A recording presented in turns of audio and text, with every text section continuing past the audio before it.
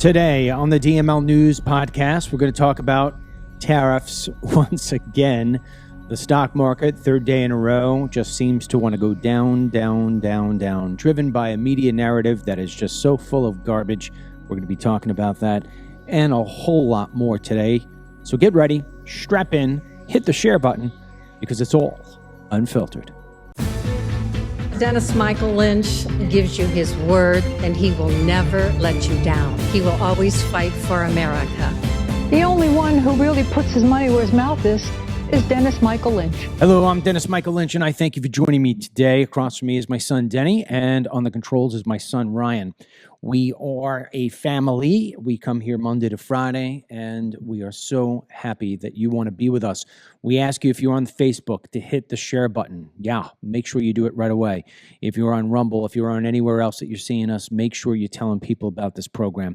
One of the things we're going to talk about today is the disgusting reaction of some people on the right when it comes to certain things with Trump and certain things with conservatism. We are going to hold nothing back today. Let me tell you that for certain. Everything we talk about today, in part, is because of a thing called 47 Report. 47report.com is our newsletter. It is the best, number one newsletter for all things positive with Trump, the Make America Great Again movement, the Congress that works with Trump, all of the companies, all of the good people at Doge who work with Trump. And it also gives you what the resistance is doing. These are the horrible people. These are the people who are marching in the streets like idiots. These are the radical judges, the Democrats, even some of the rhinos. 47report.com. You go there, you put your email address in. I'm never going to sell it. I'm never going to share it. The next morning, you're going to start getting every single day, 7 days a week, the 47 Report newsletter. As a little extra added bonus, Monday through Friday, you'll also get around 5, 6 p.m. each day around in Eastern time. You will get the DML report, which is more news, but more of a essay style with one specific topic pointed out. So go to 47report.com, put in your email address, and trust me when I tell you, you will join the droves of people who say there's nothing else out there like it. With that said, we should talk about the big, huge issue that seems to have everybody in a twist. Those are tariffs. Now, over the weekend, throughout this country, pretty much in cities, liberal cities at that, New York City, Massachusetts, Chicago, you name it. Ryan's going to show you here a little B-roll of... you'll see the visual of these people marching in the streets. Wow, DML, what are all those people there gathered for? Basically, it's an anti-Trump movement. They don't know what they're there for. I am just blown away by the amount of people who just a couple of years ago said they couldn't figure out how it was that they were going to pay for their student loan. And now these same people somehow, some way have become experts. Experts at trade deals, experts at tariffs, experts about the economy. They know everything, these people. They know everything. Let me play a video so this way you can get the sort of person who is marching in the streets against Donald J. Trump and all of his policies. And maybe this will make you feel a little better about those big, huge crowds. Go ahead, Ryan. Let's get the poster child for this. Hey friends, I just passed the Dunkin' Donuts, which is the most vague possible location I could possibly give you in Massachusetts. But besides being near a Dunkin' Donuts, which places me somewhere in Massachusetts, I mentioned I'm at the Hands Off Boston March, and it is the slowest march I have ever been in, and I could not be more happy about that, because that means that the streets between the park and City Hall are entirely filled with people who are here because they're very angry about what's going on, about Trump and fascism trying to take this wonderful country with all these wonderful people, and there are great chants going on. Immigrants welcome here, trans people are welcome here, trans kids are welcome here. This is fucking Massachusetts, kid. Get your fucking hands off of it. All right, I'll say hi some more later, if I can manage to post this. Bye. Now, for those of you who listen to this program via podcast and not the visual, that looked like about a 60-year-old man with pink hair pretending as if he was a she. That is representative. That person right there is the poster child for what has been marching in the streets. And that is why we really need to have a new industry evolve and be as big as any industry out there. And I'm talking about the mental illness industry.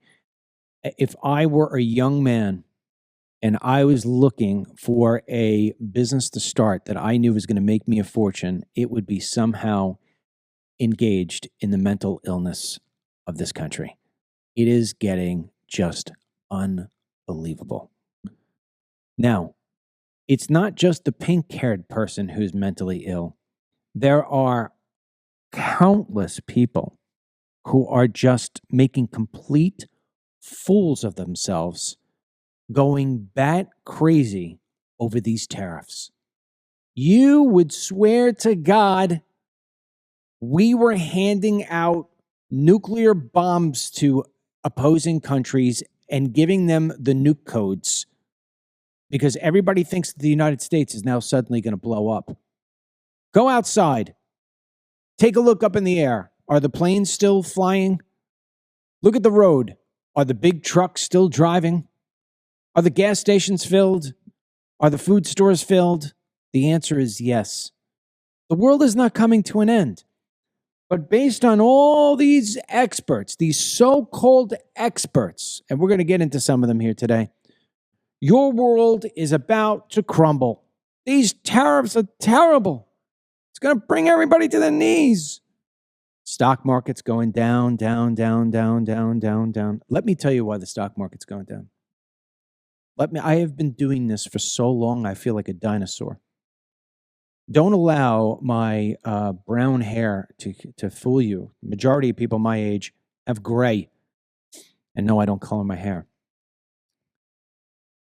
Every single time that there has been market declines of this magnitude, the same thing happens time and time again.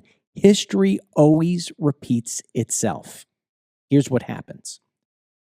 The average retail investor, you, the girl at home, the guy at home, especially those people who are in their 50s and 60s, they start to panic because they're like, oh my God, I have $200,000 saved for my retirement. It's not enough as it is.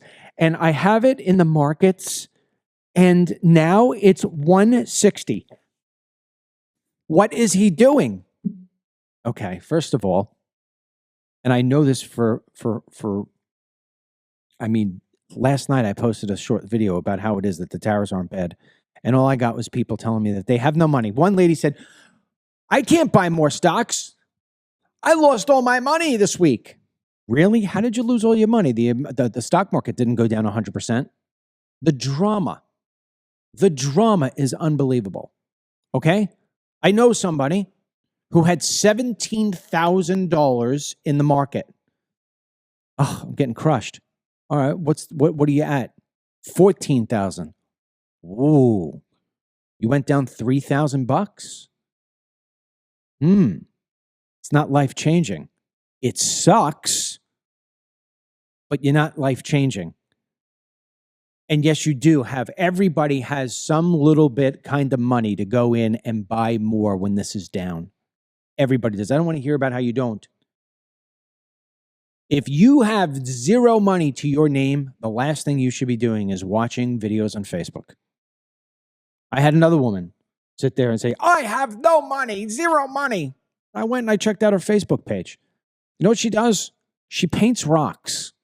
Well, maybe you should look for a different career path. The world is not falling.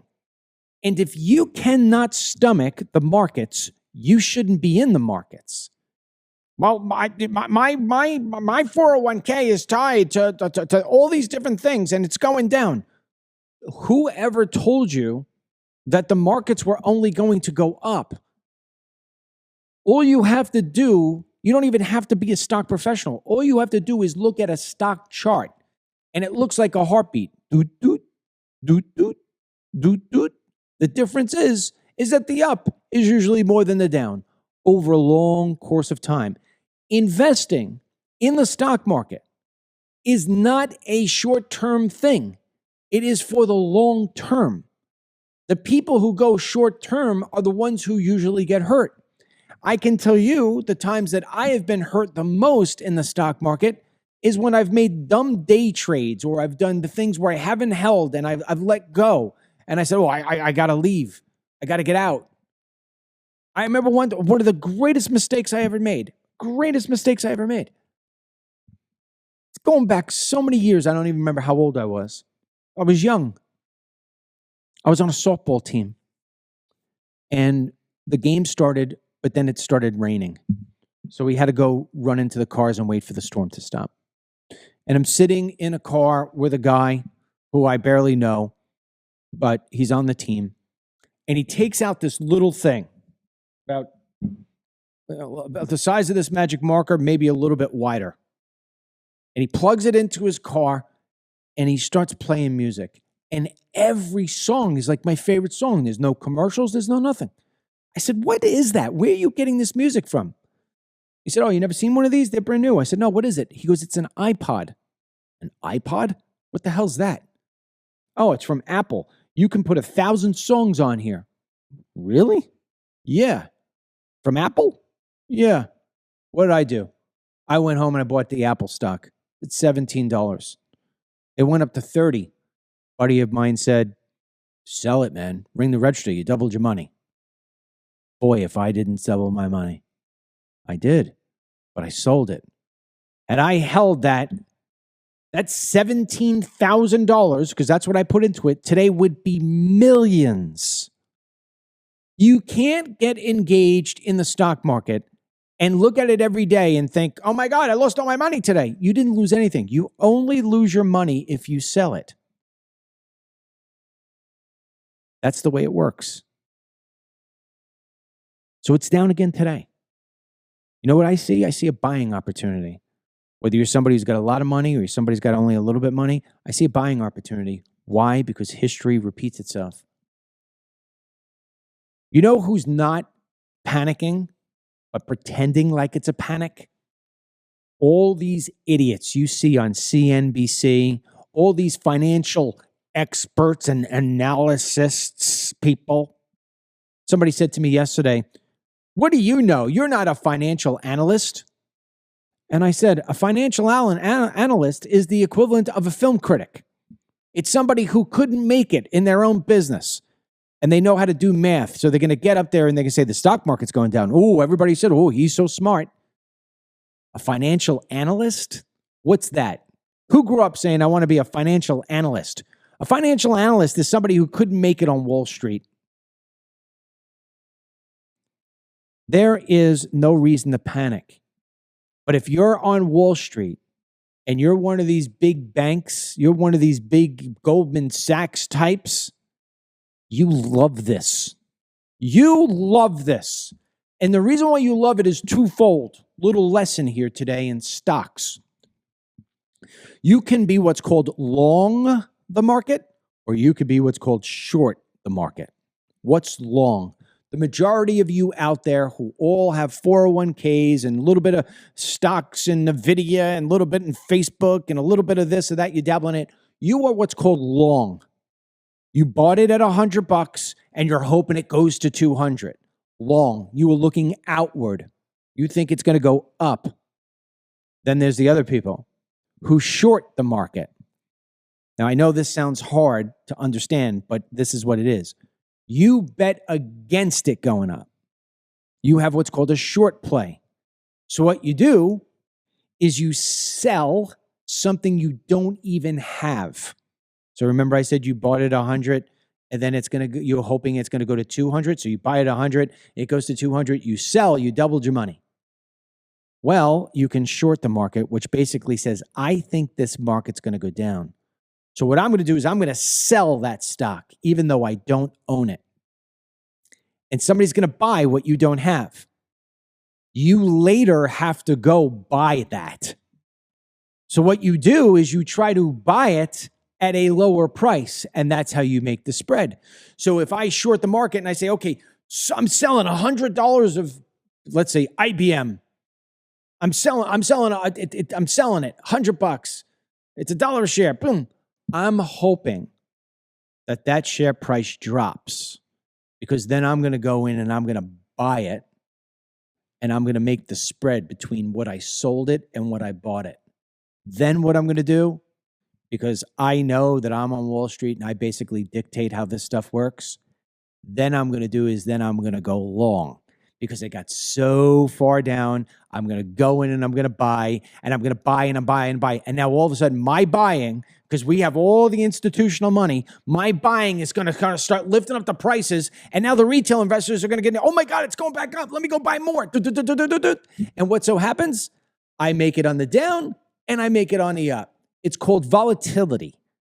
And the more volatility, the bigger the spreads there are, the more fortunes are made for these people who you're watching on MSNBC, CNBC, all these different places. They're shorting the market, and then they will long the market. And they're going to make a gazillion dollars. It's happened every single time. It happened in 87. It happened during 9/11. It happened during COVID. It's going to happen now. I can tell you, soon as this show is over, like I can't wait for it to be over. No offense to you. Soon as this show is over, I'm going home. I'm tossing up my laptop. I'm going to take a look at certain different businesses that I know are going to do unbelievably well now that we're bringing all the manufacturing back into this country, and I am going to buy them at rock bottom prices, and I'm going to benefit from them. This is just a game. It's a freaking game. Donald J. Trump wrote his book on the art of the deal. You want to see what's going on? Go read the book. It's very easy to understand how this man operates. He is forcing other countries to the table because we hold all the leverage. We consume more products in this world than any other country. There's not a close second place. There are so many countries that will fold if we don't buy their goods.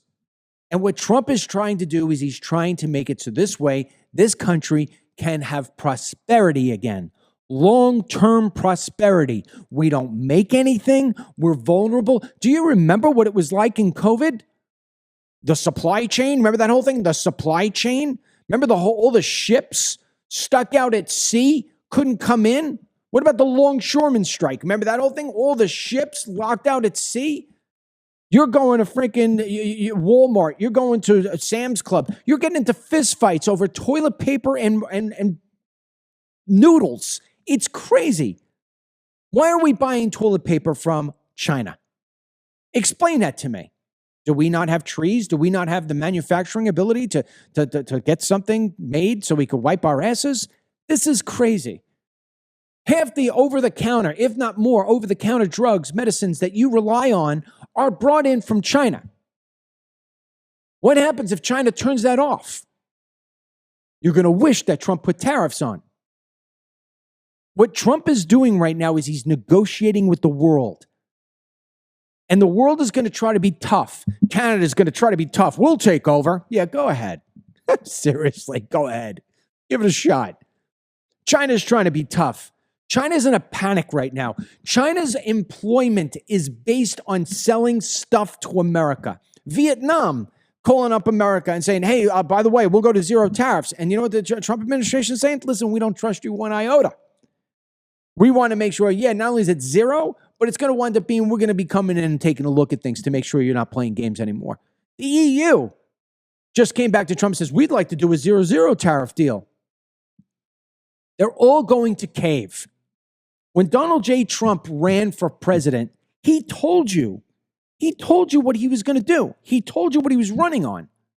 Okay, some of what he said is hyperbole. Day one, I'm going to solve the problem of Ukraine and Russia. Did you really think that on day one, everything was going to happen? Day one, I'm going to stop the border. It's politician talk. Ultimately, are they doing what they said they'd do? What did Trump tell you he was going to do? He said he was going to put tariffs on other countries. You voted for this. Now people are complaining about it. Trust your vote, I say. Trust your vote. You think Trump wants to go into the presidency and take down the U.S. economy? Are you out of your mind? These people are crazy, all these people complaining. It doesn't make any sense. And you know what it is? It's fashionable. It's fashionable to jump on the train. Let's listen to the President of the United States, in his own words, from Air Force One, show you the confidence that he has in his tariffs. Play it. Europe's treated us very badly. We put a big tariff on Europe. They are coming to the table. They want to talk. But there's no talk unless they pay us a lot of money on a yearly basis. Number one for present, but also for past, because they've taken a lot of our wealth away, and we're not going to allow it to happen. I want a guy who's going to stand his ground. I want a guy who's going to cement himself in, who believes in his convictions. I want somebody who believes what he says and says what he believes. And that's what Trump is doing. You look around you. Look around you. Look at your television set. Listen to the people on different podcasts. Listen to your friends and your neighbors. These are people who, in many cases, barely get by. They're going to tell you all about tariffs. It's amazing yesterday. Somebody came in and said to me, "What do you know? You're not an expert." I said, "Yes, I am.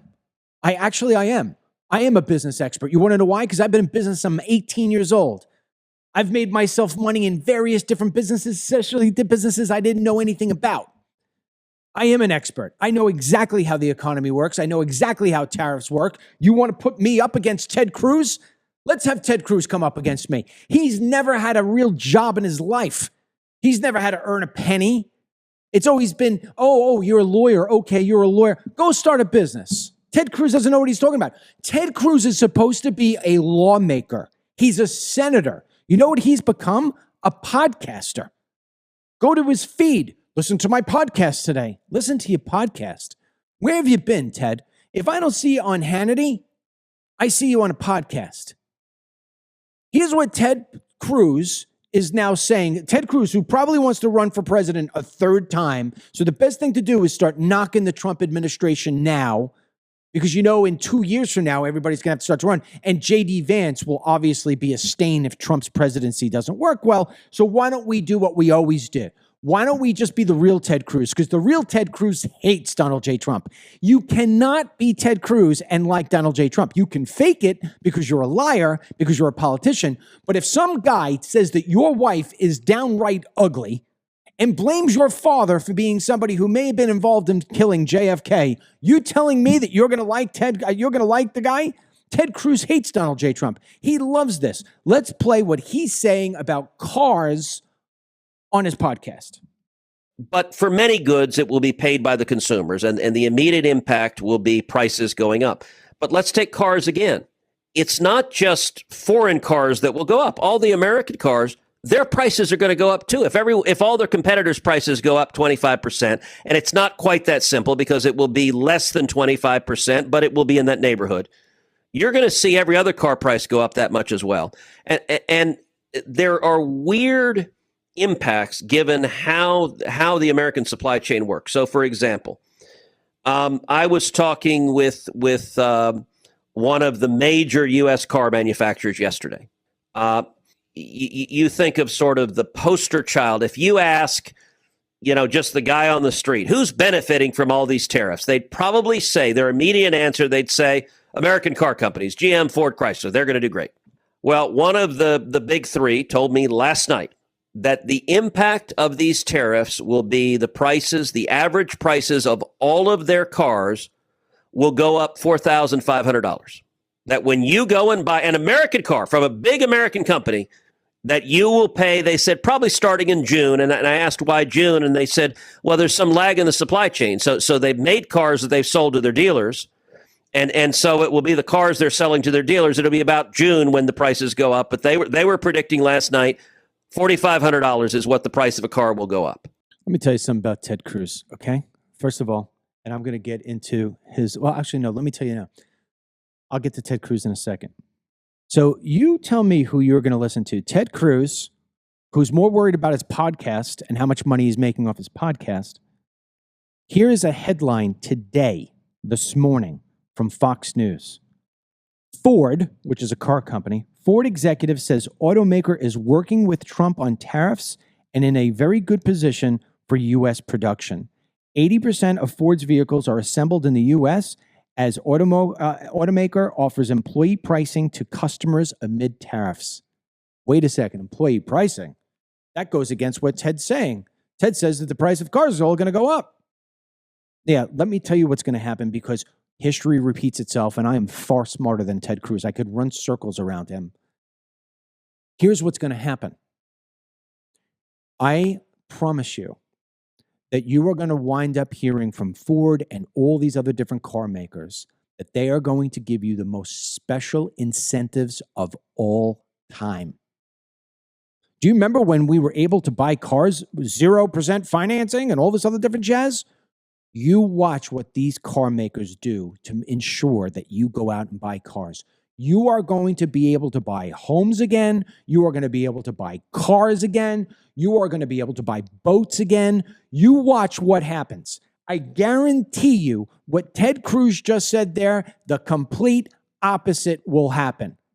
Ted Cruz, maybe one of the most fake conservatives of all time. Ted Cruz, when Obama was having his surge at the border, when people like me were out there trying to explain to people the damage that these illegal aliens were doing and that we needed to turn them around and go back home, do you know what Ted Cruz did? Ted Cruz went down to the border with Glenn Beck, another loser, went down to the border and handed out teddy bears to the illegal aliens as they came over. Soccer balls and teddy bears. What do you think was the first phone call that Lolita or Jose made back to Guatemala? I don't know how to speak Spanish, but here's how it went. This is America. It is so beautiful. You have no idea. There's a senator here handing out teddy bears and soccer balls. They're so nice to us. We got food, we got water, we got medicines. They love us here. They even know how to speak Espanol. Pack up and come on. He incentivized these people to come. That's what he did. Then what did he do? Then he went on the Congress floor and he said that he was fighting it back against the Gang of Eight amnesty bill by what? Increasing the amount of work visas. Who does that? You crush the American worker. This guy has no idea what he's doing. Zero. And he's a thief on top of that. I remember I was on Fox News. I remember back when they had the comprehensive immigration reform bill, the Gang of Eight bill, and at the same time you had Obamacare. And I looked at these two things and I said, oh, we got a problem. Because in the comprehensive immigration reform bill, it says that the illegal alien's going to get amnesty, but they can't get Obamacare. They won't be entitled to get Obamacare. And it hit me. It doesn't hit these idiots who write these things, but it hits me because why? Because I'm an expert. Because I'm a businessman, because I won the Entrepreneur of the Year award from Ernst & Young. I looked at it and I said, this is a major problem. We're going to have major layoffs. I called up Fox News and said, you got to put me on. Okay, what's going on? I'll explain it on TV. Here's the problem. If the mandate is that you have to give American employers you must give your employees Obamacare, you must give it to them. But then you're going to give amnesty to illegal aliens and say you don't have to give Obamacare to the illegal aliens. I'm going to fire every single one of my American citizens and I'm going to give the job legally to an illegal alien and not have to give them Obamacare. Problem solved. What does Ted Cruz do the next day? He goes on the floor of Congress, uses what I did, and now he's the big savior. The guy is a scam. Let me give you another guy who you can't listen to, okay? There's this little guy named Ben Shapiro, all right? Now, there are many things that Ben Shapiro says that I agree with, lots of them, but there's a ton that I don't. I mean, you say the word Israel to him, he gets into a meltdown. He cares more about Israel than he does the United States, in my opinion. Somehow, some way, this guy got to the top of podcasting, which is, I blame everybody out here. I blame everybody on Facebook and all these other places for anointing guys like this to number one. I could play a video for you here, but instead I gave a link to it on my newsletter, the DML report yesterday. In 2015, this guy, Shapiro, gets up and basically calls Trump every single last name in the book. Who did he support? He supported Ted Cruz. Then, when Ted Cruz dropped out and the Daily Wire wasn't doing well, what happened? Ben Shapiro came back and suddenly liked Trump. Then 2024 rolled around, DeSantis came up, and he loved DeSantis. When DeSantis couldn't win, what did he do? He went back to Trump. Now he's sitting here, and he's going to tell you that these tariffs are the biggest tax, unconstitutional, by the way, that has ever been posed on the American people. This clueless dude. Play it. Yesterday, President Trump declared that it was, in fact, Liberation Day, his giant tariff policy that he just dropped on the market unilaterally, probably unconstitutionally. Trump's reciprocal tariffs impose hundreds of billions of dollars in new taxes on Americans, be the largest tax increase since the Revenue Act of 1968. One of the biggest tax increases on American consumers in the history of America. And it's going to cost American consumers. It will cost American producers who use inputs from other countries. The Dow Jones Industrial Average plummeted immediately more than 1,000 points.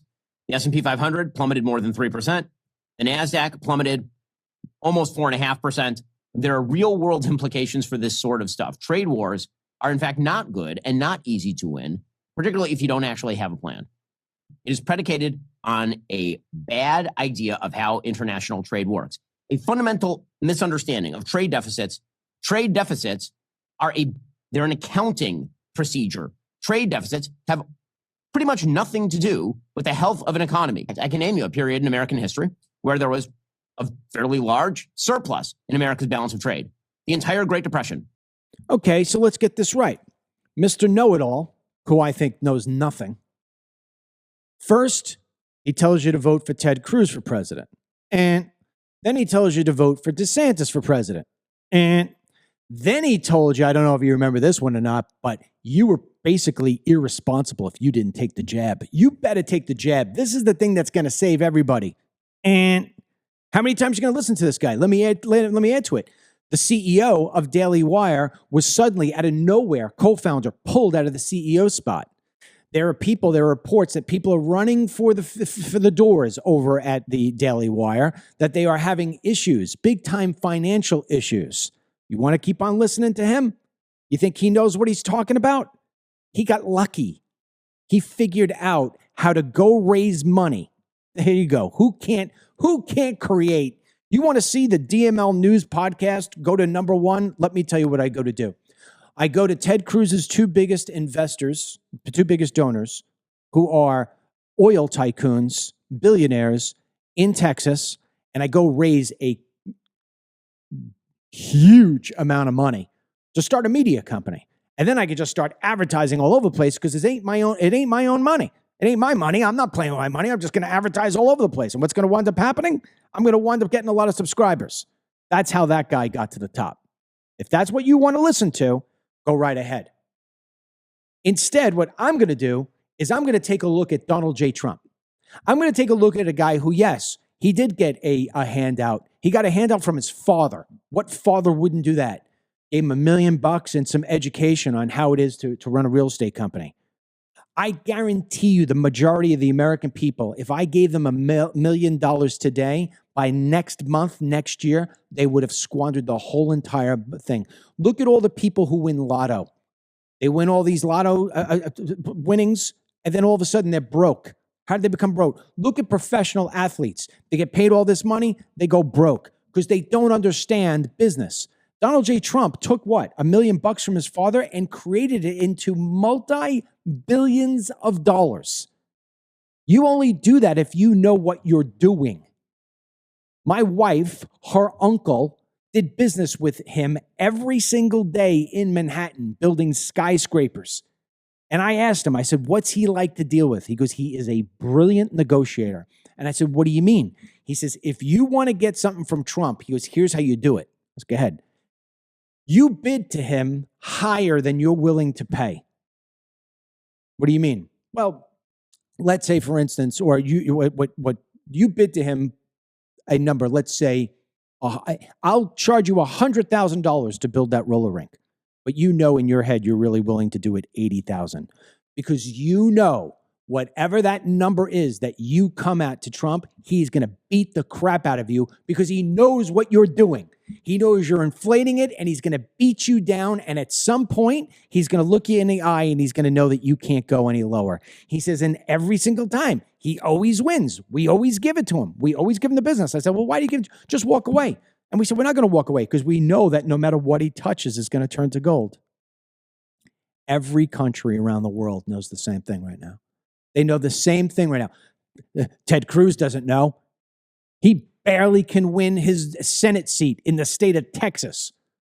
Ben Shapiro. What did Ben Shapiro ever do other than just talk fast? These guys don't know what they're doing. Show me some of your awards. Show me how you built your businesses from the ground up like I did or Trump did. Then I'll listen to you. Until then, you don't know what you're talking about. You're just a bloviator. That's really what it comes down to. You are a bloviator.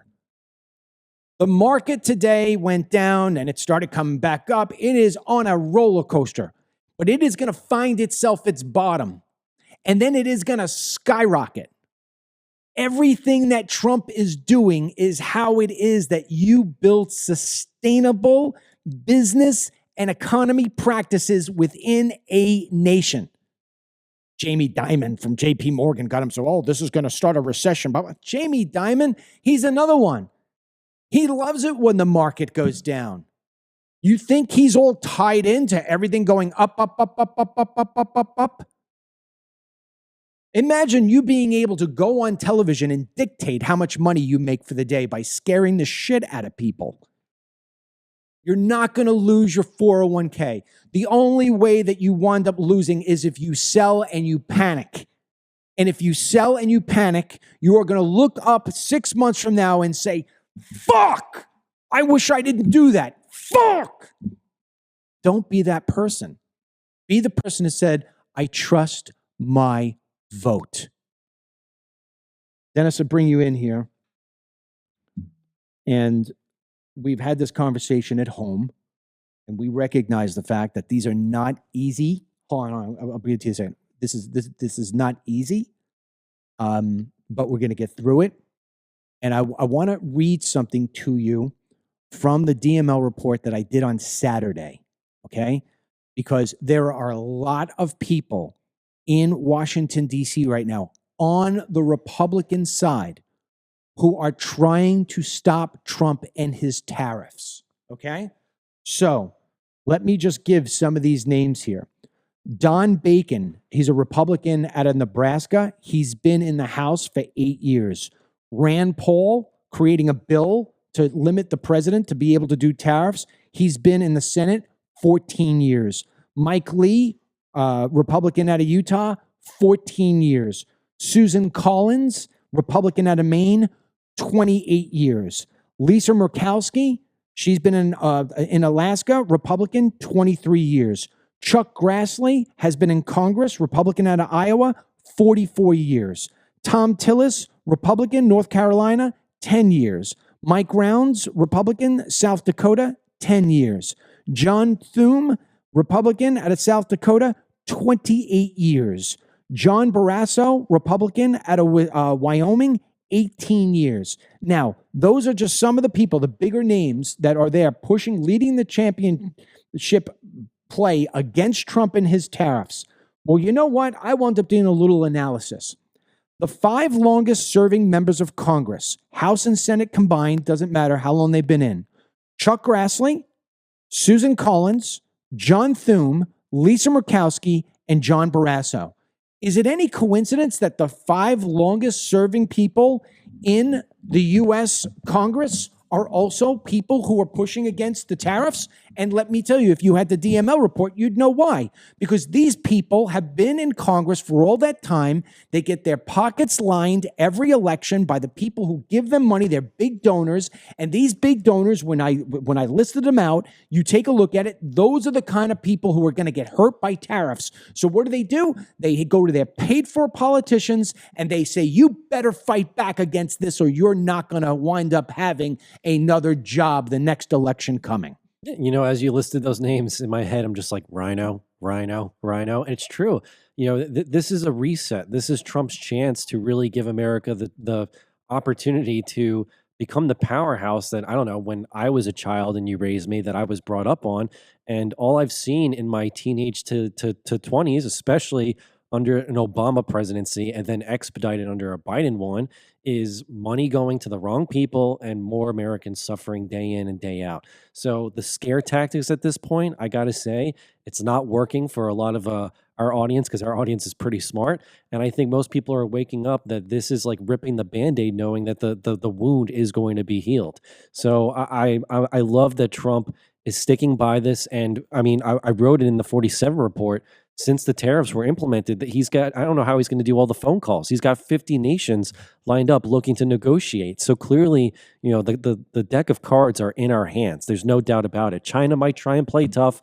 The EU might say, oh, we got to protect our interests. I'm telling you, Europe is a mess. In fact, I've always wanted to visit Europe, and my desire to becomes less and less over time because they don't have their act together. So I think this is the chance for Trump to really basically call them out, saying like, you know, you're not taking advantage of us. And this is the opportunity for people to buy the dip and to invest and to see how it all plays out in a few months from now, or even probably in less time. So there's a comment here on Facebook. It's from Cindy Ann. She says, DML, call Candace Owens and help her out. She is hating on Elon and Trump's tariffs. No, I wouldn't do that. You want to know something? If I were to call Candace Owens, which I would never do because I've thought that she's been a bloviator since day one, if I were to call her up, I'd say, explain to me how a tariff works. Explain to me over the course of history how it is that tariffs did or did not work, or how it is that it crushed the American system. And oh, by the way, if tariffs don't work, then why are there 170 countries placing tariffs on the United States of America? Yeah. The problem is, Cindy, is that you're listening to Candace Owens. The problem is that you guys are listening to Ben Shapiro. You're listening to Megyn Kelly. You're listening to Glenn Beck. These people are at the top of the charts, and all they are marketing smarts. That's all it is. These people just know how to market better than the next guy, or they wind up throwing a lot of money out, or their skin color gets them to the top. They don't know what the F they're talking about. They've got no history. They've got no backing to them. I just watched Lara Trump, who I have a lot of respect for. She just wound up having that girl from the Daily Wire. She's 23 years old. 23, what the hell's her name? She was in the Daily Wire. She used to do the comments section. Brett Cooper. 23-year-old. Now is giving all these advices. 23? She doesn't even know how to do things right yet. 23 years old? Say she had to leave the Daily Wire because of all the issues there. You got to be kidding me. Yeah. Who are we putting on television? Listen, I remember the one thing I used to hate about TV, hate it, is that you'd go in there, you'd have to be there 45 to an hour early. Why? To put makeup on. And I used to be like, why do I have to put makeup on? I'm a guy. Why do I have to put makeup on? And you know what it is?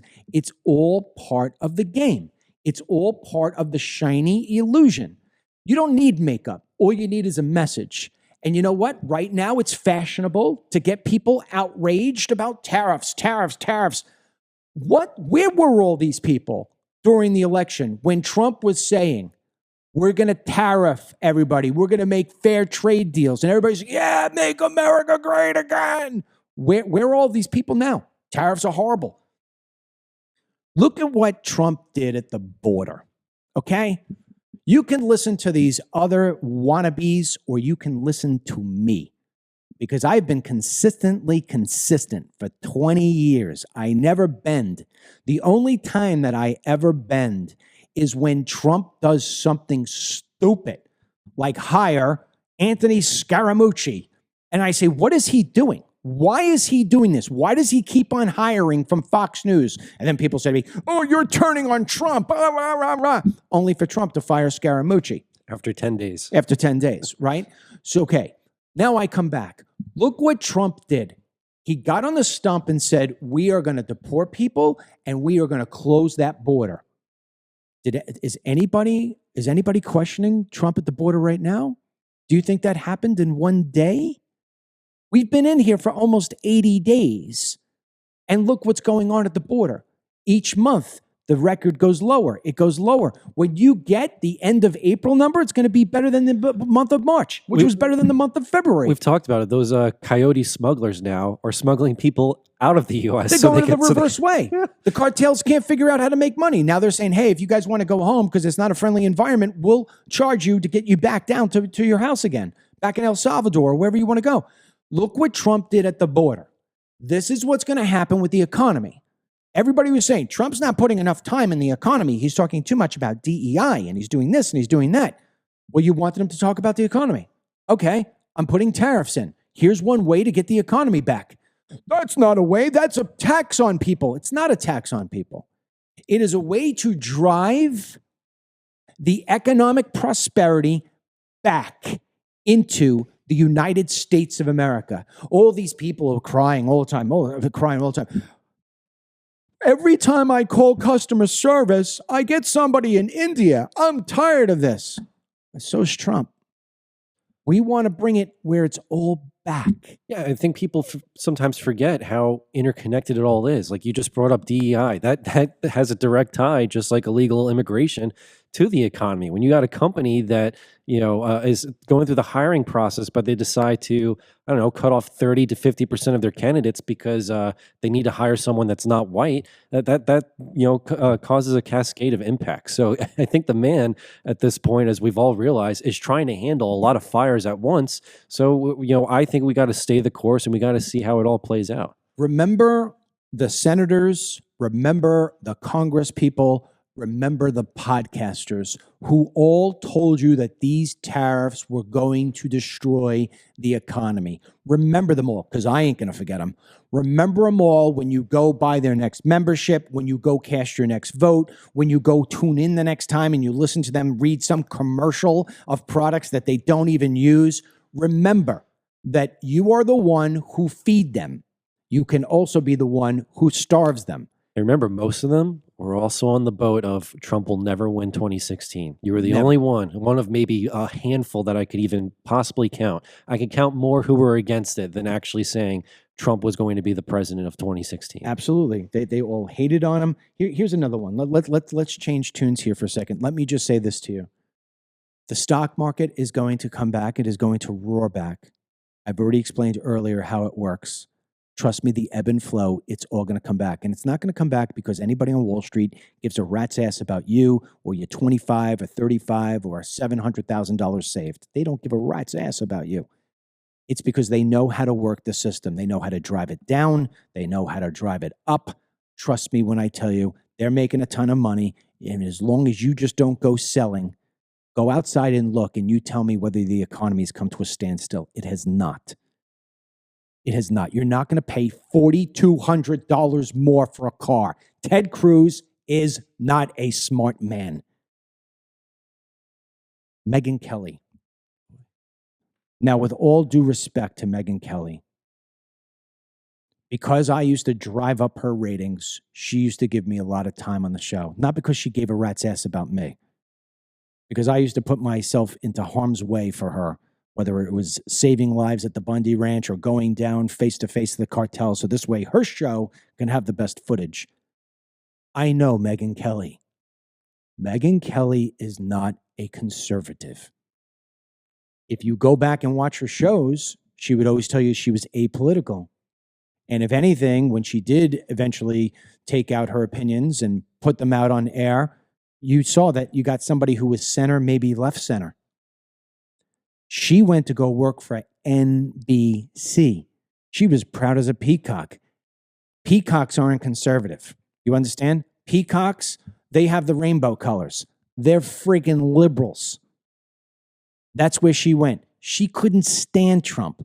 Trump destroyed her on Fox News. She used every other excuse to get herself out of there, but her ratings were plummeting because of what she did to Trump during the first debate. trying to call him out about women, trying to make him look stupid. That was the whole Rosie O'Donnell thing. But when she had nowhere else to go, she finally figured it out. The best I ever did was on Fox News. And what was I doing? I was basically selling to conservatives. Why don't I go into podcasting? And now this woman sits at the top 1, 2, and 3 of podcasters, pawning herself off as a conservative. Now, I actually like her. I think she's a good human being, and I thank for all the time she put me on, even though she did it for her own well-being. She didn't do it for me. In fact, let me give you a little story about Megyn Kelly, okay? Because I'm holding nothing back today. I don't give a shit about any of these people. I care about you. So Fox News used to have me come on all the time, and I would always do it on my own dime because I lived so far away. It took 3 hours in, 3 hours out. So I used to do it all the time. And I went to her one time and I said to her, and I said to the executive producer, listen, I am spending a gargantuan amount of money doing all these things for you. You're asking me to go into Manhattan. You're asking me to go film the 9/11 memorial. You're asking me to go down to Texas. You're asking me to go to the Bundys, whatever. I am running out of money. And the way that I used to make money was that I would go on the Fox shows and sell the DVDs to my movies. And you're not allowing me to sell my DVDs. And if I can't sell my DVDs, then you have to realize I got to leave and I got to go back to somebody else. I've given you everything because they wanted the exclusive on DML. This is a great story. Denny knows this story way too well. So I go and I sit down with the executive producer and I said, you need to tell Megyn I am not coming on anymore if I do not have the ability to sell a new movie I've got called We Ride to DC. They go to Megyn. Megyn says no. I go back and I say, I'm not kidding. I'm not coming on again.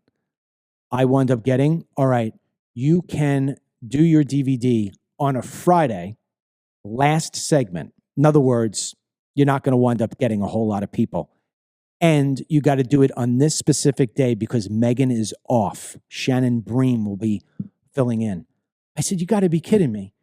Megyn's not going to support my film and she's going to put me on a Friday night at the last segment when nobody's watching.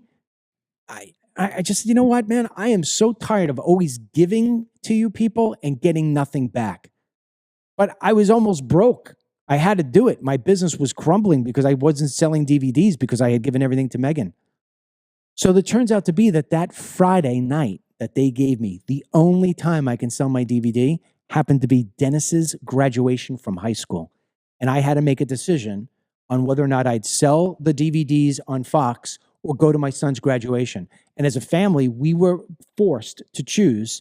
And Denny, thank goodness, was very supportive and said, Dad, go on Megyn Kelly and sell the DVDs. And when I told this story to Shannon Bream, you know what Shannon Bream said to me? You've only got 3 minutes, the last segment here. I'm going to give you all 3 minutes. I won't say a damn thing. And that's what we did. That's Megyn Kelly, okay? That's Megyn Kelly. Megyn Kelly came to me and said, if you ever decide to run for president, please announce it on my show. Please, you'll announce it on my show, right? I said, yeah, I'll do it. So what would I do? I was announcing that I was exploring it. What did she do? Same thing. Put me on Friday night, last segment, 3 minutes left. This is Megyn Kelly. I just want to let you know that's Megyn Kelly. Now Megyn Kelly is painting herself as the conservative voice of women.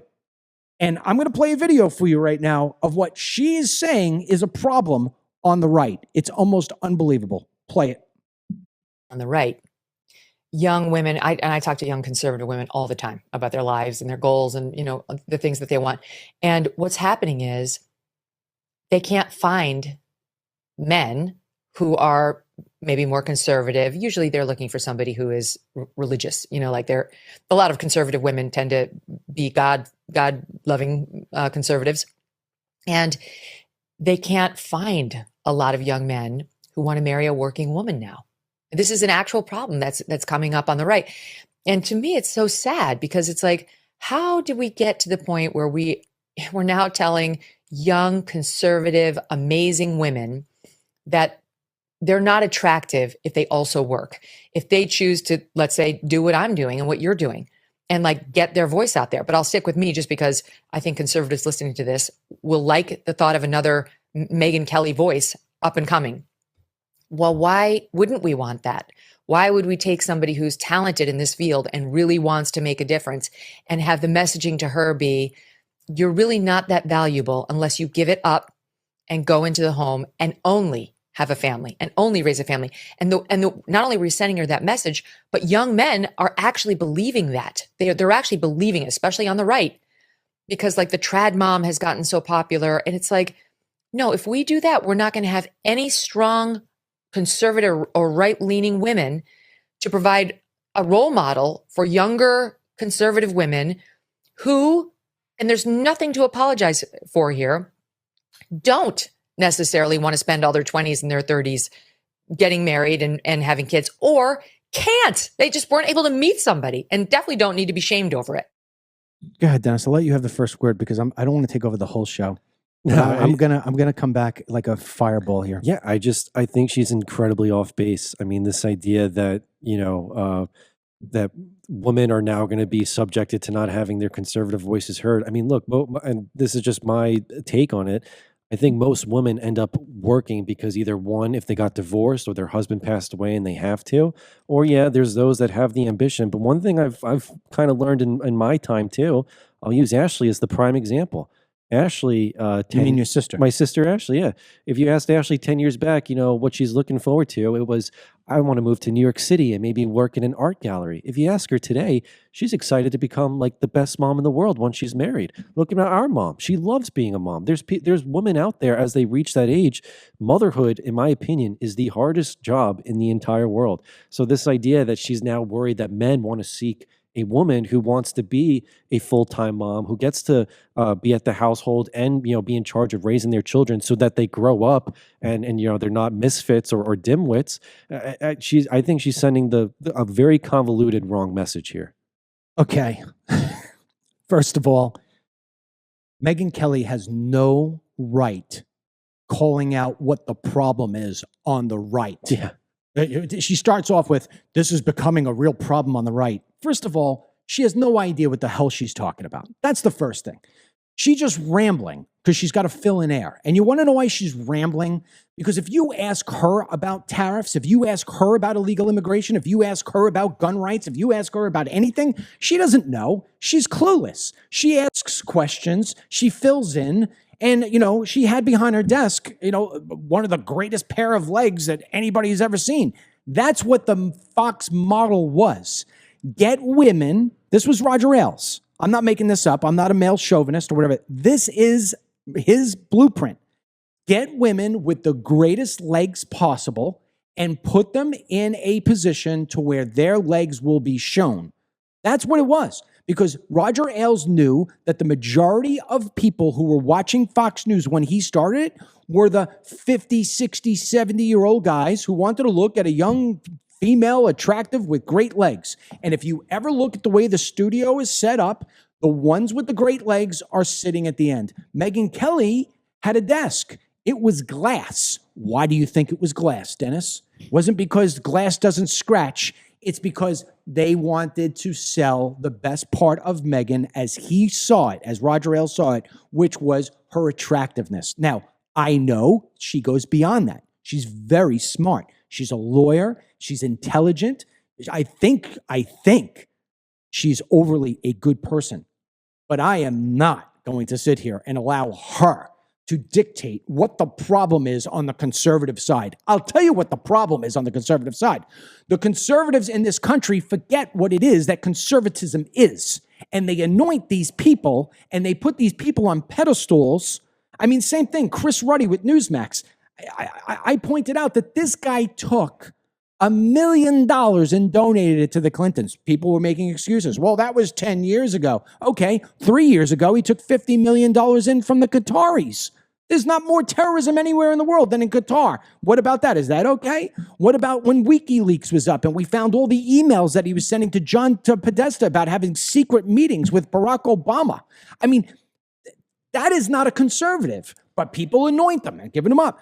Glenn Beck puts Cheetos on his face, making fun of Donald J. Trump. When his ratings go down and he's losing all of his business, what does he do? All of a sudden, he loves Trump. It's amazing. And what happens? People go out and buy their stuff. They buy their subscriptions. They share their videos. Meghan, great for Meghan. It's great for Meghan. Listen, that's not a problem.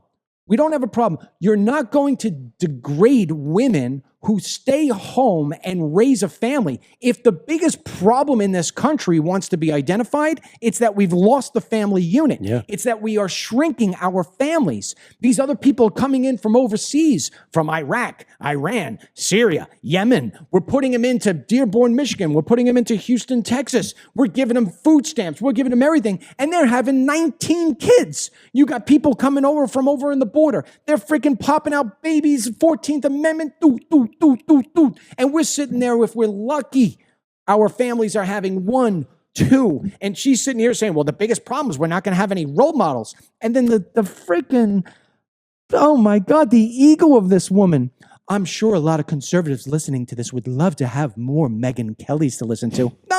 No, with the fake hair extensions, no. I want real conservatives. If I want a real conservative, you know who I'll give a microphone to? Marjorie Taylor Greene. That's a real conservative. You know who I'll give a microphone to? Sarah Huckabee Sanders. That's a real conservative. That's not somebody who in the middle of the night decided, I think I'm going to go far right, or at least pretend. So this way I could get a $10 million deal with whatever Sirius or whoever else is out there. Conservatives need to wake the hell up. She just gave a liberal message. That was a liberal message. Go out, girls, and work. Screw the guys. Don't worry about it. Don't sit down and have a family. That's not what's most important. We need your voice right now. Unbelievable. I was just saying, what sounds like a more sustainable and suitable life. Husband gets to go out, work. Woman is home, gets to raise 2, 3, 4 children. Or you got the man and the woman both working, and 1 or 2 kids, and they're handed off after 6 months to a care worker. It's just, I'd rather see where we could go back to an idea where, and again, it's not saying that women don't need to work or have to work. Plenty of women work, and women work hard. There's no doubt about that.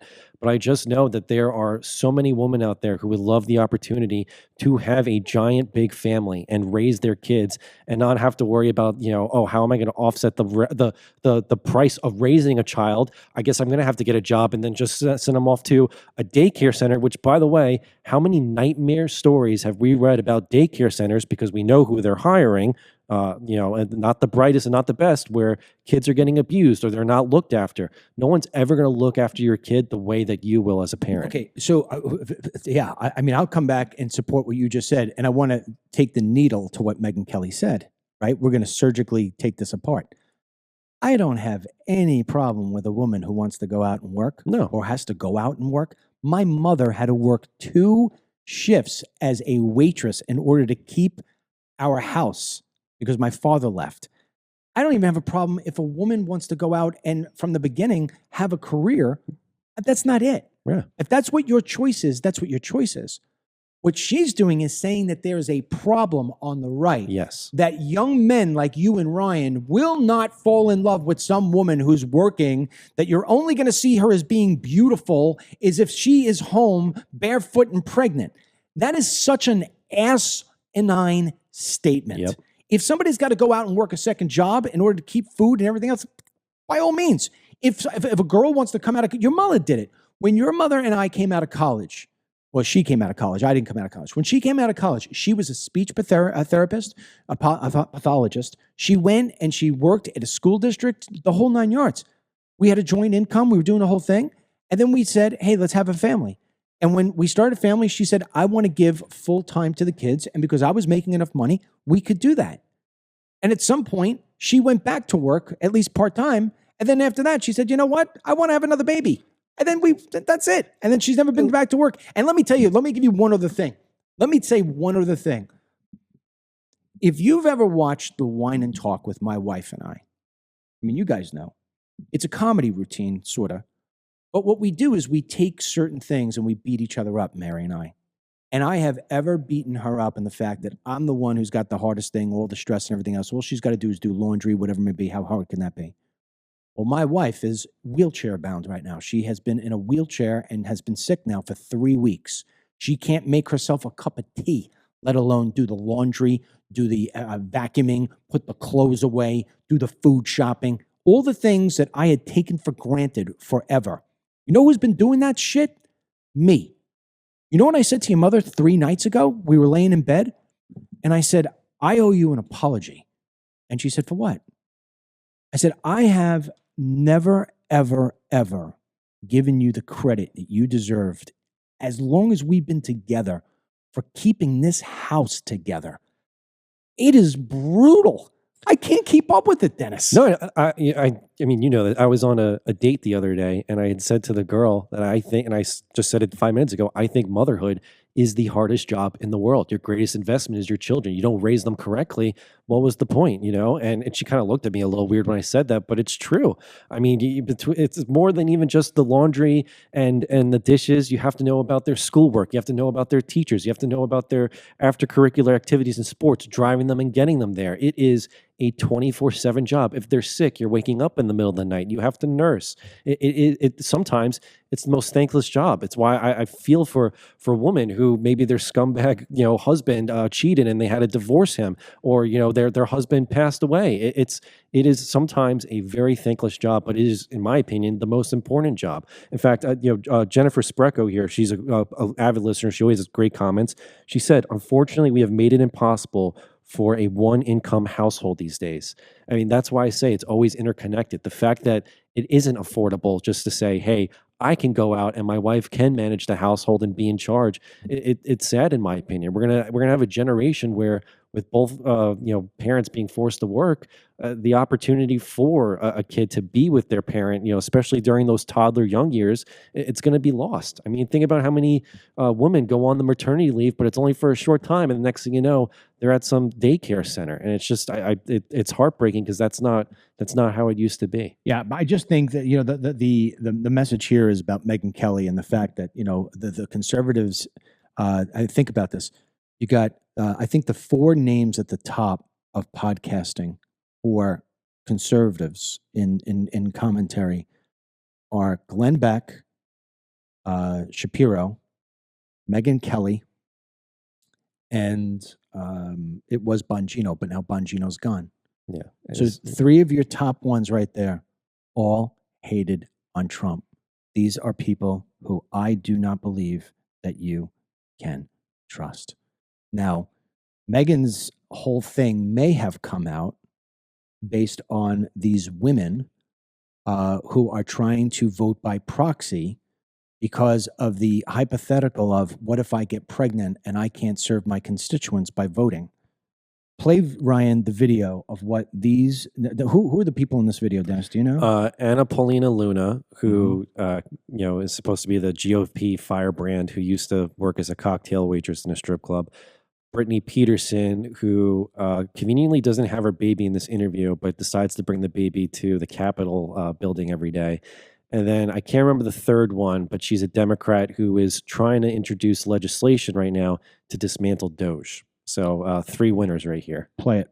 Historically, it's been much more wealthy, older men who serve in Congress. This isn't designed for young families and for young women especially. Congress was designed and built for old white men to represent themselves. And, we've made a lot of progress since then. We get into it because we're public servants and we care about representing our community. But there should be some accommodations for family things that come up, like the birth of a child. It's not like I'm faking, to go party in Cabo, right? Like I'm actually trying to A, recover, but then B, also care for a newborn. Our job is to represent people, and I'm a 35-year-old woman. All of my friends are going through this problem right now. That is representing people. American people are not just single, older men with or without children. I want to be able to represent my community, and I want to be able to have a family, and it shouldn't be so hard to figure out how to do both. Look, you said it the other day, and I'll agree with you. I love the idea of women having babies and big families in America. And I love the fact of women being in Congress.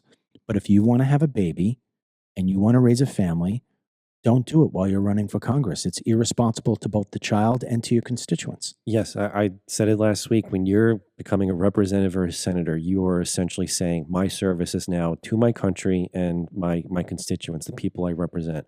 It's not a career path. It's not meant to be this long-standing job, as you put it. You could be the barber or the policeman or the doctor or an astrophysicist. If you're looking to, go the next step or a different step and say, I want to run, you have to realize that this is not so you could go get kickbacks or, donor money or the USAID funds.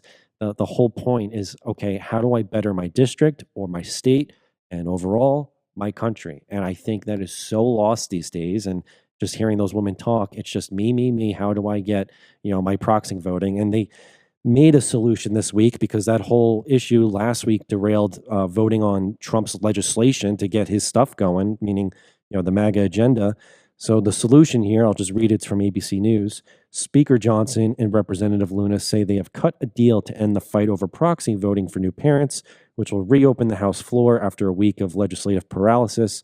House Republican leaders will formalize vote pairing, a procedure that allows a member who is absent during a vote to coordinate with a present member on the other side of the matter to offset the absence. So I guess it's like they're basically canceling each other out. It's a very rare. These women are going to lose their seats. I hope they do. I hope they do. That's all that matters. I mean, I don't even want to give them any more time. Let's move on.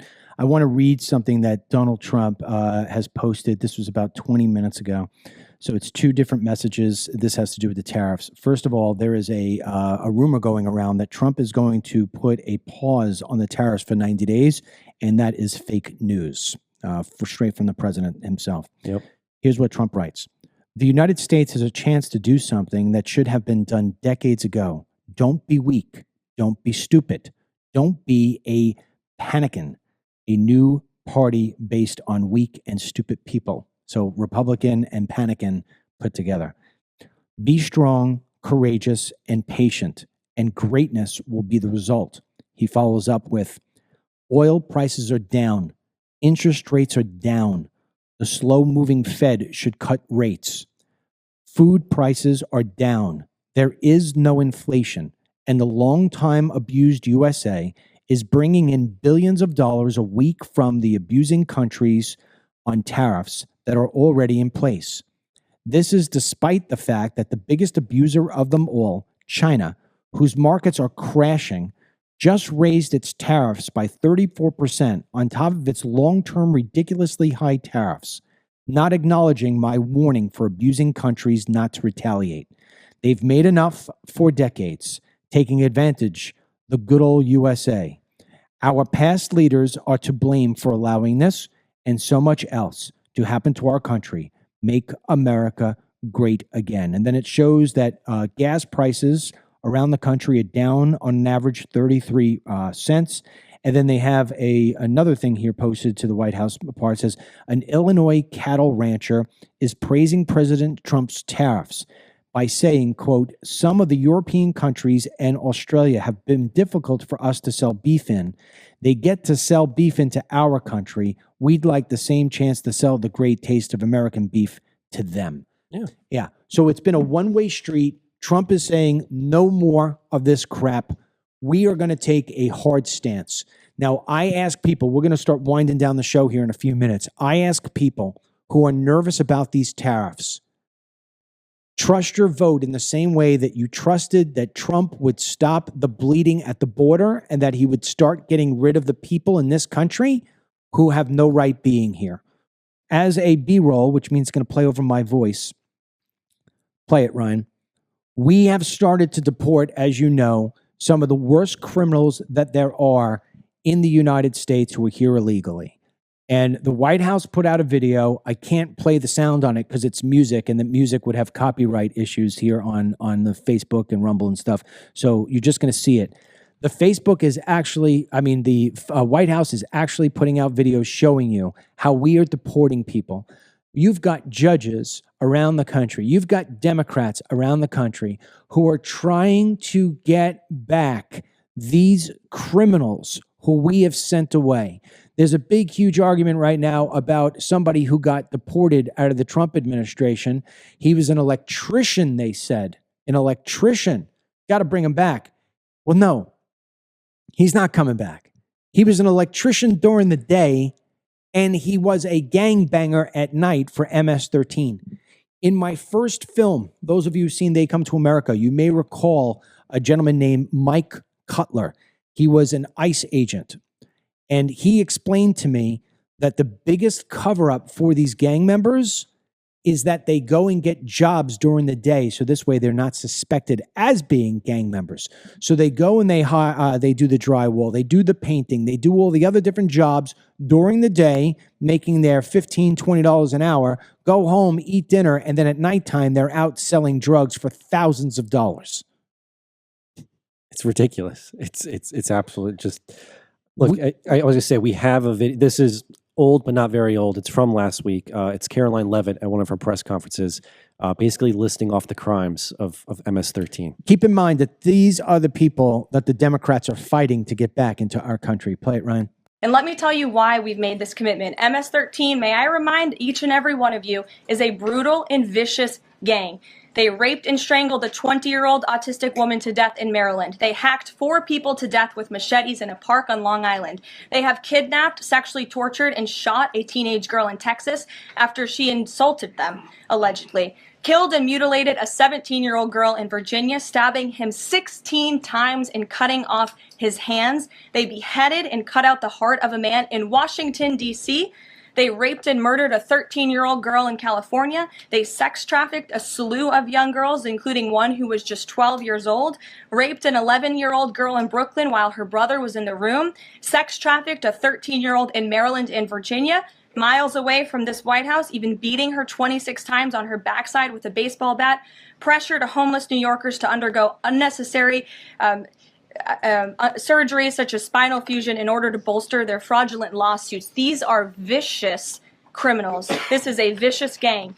And I wish that the media would spend just a second of the same time you have spent trying to litigate each and every individual of this gang who has been deported from our country as the innocent Americans whose lives have been lost at the hands of these brutal criminals. We maintain our position, and very strongly so. So yeah, basically in Trump we trust. Trust your vote in the same way that he's ridding of these horrible people and closing our borders.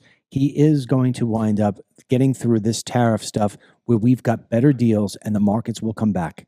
And, you know, I got to give you some props here too, Dad. I think it needs to be in DML we trust, because clearly with today's theme on the show, not necessarily trying to slam other people, but just showing that not everyone is necessarily who they made themselves out to be initially at first. I mean, I hate to call you out here, Karen Isaacs. You listed some people that you trust. I see Dan Bongino in there. You listed Benny Johnson. Well, Benny Johnson used to work for BuzzFeed News, and if you have a Google search bar, you can type this in and you'll find it. It's still up. If you type in 8 sexiest bachelors of Congress, subtitle, DC, let these beefcakes warm you up, with number 8 being Lindsey Graham listed. The author to that is Benny Johnson. So this idea that he is this hard, staunch conservative fighter of the MAGA movement, when he was writing these very... Didn't he also get fired for plagiarism? He got fired for plagiarism, yeah. This is what I'm saying. We got to do a little bit better of the people that... Because I see his numbers on X sometimes. I'm like, how in the world?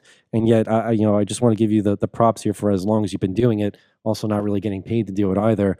These numbers should be extremely higher than what they are. Well, there's a reason why Facebook doesn't have our numbers high. What I do is I sit here and I look at my phone. I'm looking.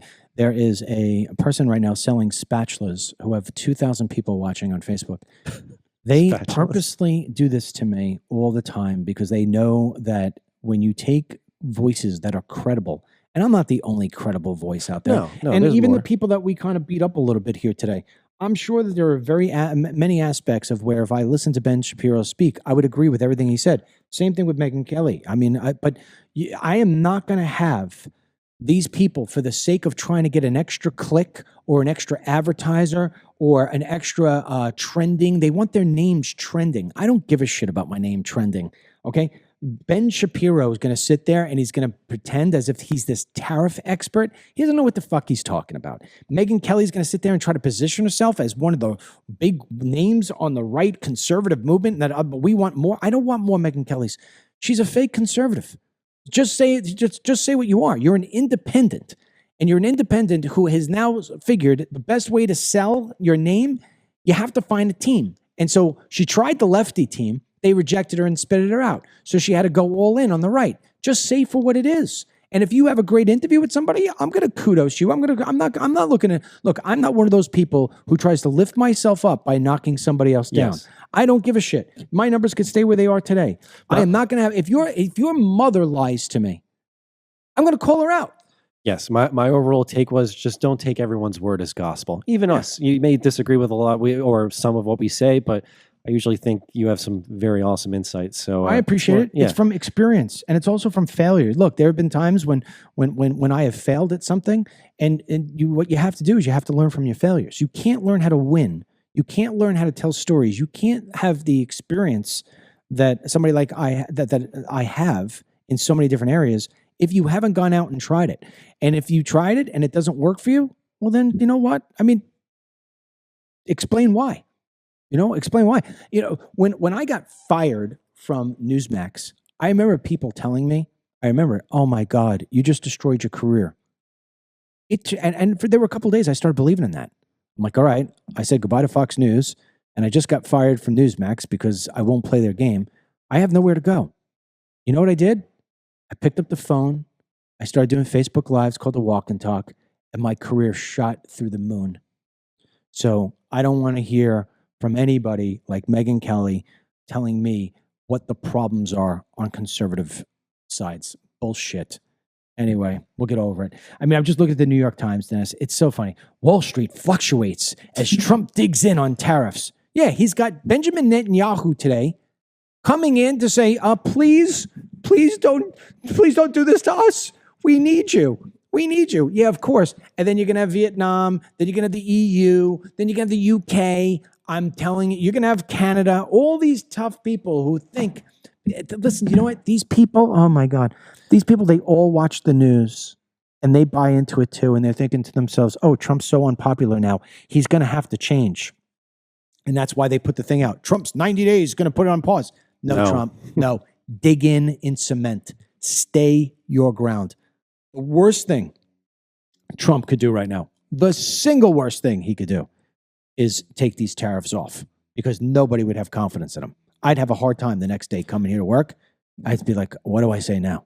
Of course. And I think even earlier last week, that was a little bit of my worry. But their heels are dug in. I think this is going to play out the way he's hoping to play out. And again, you just got to ask yourself, why does Israel have tariffs on us when we give them billions of dollars every single year? All these countries, honestly, whether it's Ukraine or France or Britain, you can always find probably 3 to 5 examples of any of those countries how we have greatly helped them out in some way. And yet, they kind of abuse our relationship with them. The New York Times, the tsunami is coming. China's global exports are just getting started. Next one. What is a bear market? Are we in one? Yeah. Jamie Dimon warns tariffs could increase inflation and weigh on growth. Could. Notice how they always put that? Could. So this way, Jamie Dimon said, well, no, I said it could. I didn't say it would. Of course. Trade war rises bar for Fed rate cuts. S&P 500 briefly enters bear market territory. Yeah, briefly enters. Trade war raises bar for Fed rate cuts. Let's stick on this before we leave. I know we're going very low. Ryan's probably like, Dad, I got to still do the audio here. Let me read this from the New York Times. Tariffs set to take effect this week risk stoking even higher inflation and slower growth than expected, complicating the central bank's decisions on monetary policy. President Trump's global trade war has significantly raised the bar for the Federal Reserve to lower interest rates as tariffs risk worsening an already knotty inflation problem while also damaging growth. Okay, if you don't see Trump's strategy in there, President Trump's global trade war has significantly raised the bar for the Federal Reserve to lower interest rates. Okay. Okay. Where's Ted Cruz and Ben Shapiro when I need them the most? Maybe I can teach them something. These bloviators. When you are a business, Dennis, we just had this conversation yesterday. You and I just had this conversation. I was teaching Dennis about lines of credit for business, right? So I said to Dennis, I said, I have one line of credit that I opened up, and for 1 year, it has to stay at a 7.25% interest rate. I said, I only took a little out, so the bank is happy that they gave it to me, and that the minute that restriction time is up and those interest rates fall down, that's when I go in and I take the money. And the reason being is, in order for me to expand or buy new products or do something like that, I'm going to borrow from the bank. I'm going to put it into the business. The business is going to scale. I'm going to pay back the bank. I want to pay back the bank the least amount of money I can. And the way that that is based on the interest rate. It works the same way for people who are buying homes. It works the same way in every single way. So when you take an interest rate and you hike it, what do you think happens? Businesses don't borrow. Businesses don't expand. Businesses don't hire new people. When it goes the other direction and they lower the interest rates, the freaking economy goes nuts. So could it be that part of Trump's tariff strategy is not only to get fair trade deals and bring manufacturing back to the United States, but at the same time simultaneously force the Fed to lower interest rates? So now all that manufacturing comes back. Company A, B, and C go to the banks, borrow money, put new equipment in those buildings, get everything rocking and rolling with the assembly lines. We're making stuff here in America, selling it to Americans, and the banks are thriving because more people are borrowing money. That's how you build a robust economy. Yeah. You can't expect a lawyer turned lifetime politician in Ted Cruz to understand that. And you can't understand a little whiny podcaster who went out and raised money from Ted Cruz's folks to come in and just sit there and go, your feelings don't care about facts, or your facts don't care about feelings. And, here, buy this tumbler. They don't know what they're talking about. I was just as my last comment, I mean, just how amazing would it be if at the end of these 4 years, or by the end of 4 years from now, 50, 60, 70% of the things in your household actually say made in America. I know I can't even say it with my own place or even at some of our studio, or made in America, and was able to be purchased at a very affordable or decent price. I would absolutely love that. And I think what Trump is doing here is providing the pathway to actually get there. Yep. And I can tell you this. At the beginning of this year, I said that it would take until August for us to feel the positive financial and economic impacts from the Trump administration, that you cannot change an economy overnight. It was going to take till August. I don't know which episode it was, and I ain't going to bother finding it. But if I were to play it today, you'd say, DML's got his finger on the pulse. That's what's going to happen. By the end of August, two things are for certain in my mind. A, the stock market will be back. The economy will be humming. People will be kissing the ring of Trump. And I hope he remembers all the people who said he couldn't do it and that was going wrong.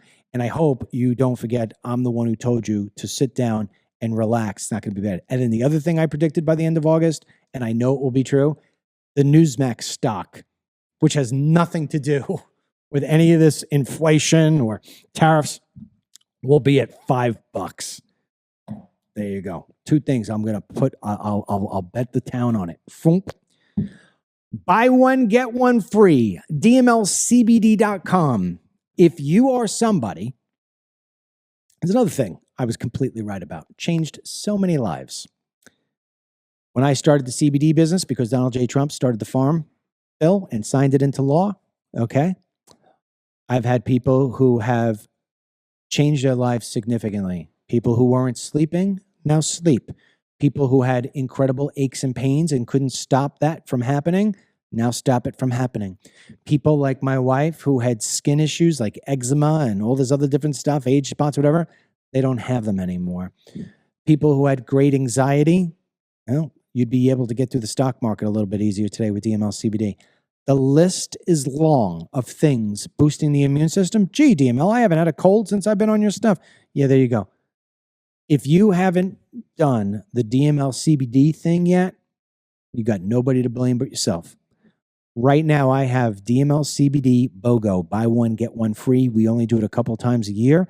The next time's going to be spaced out because we are leaving this particular location and going somewhere new. That always slows us down a little. So you should pick up what you need now. Go to DMLCBD.com.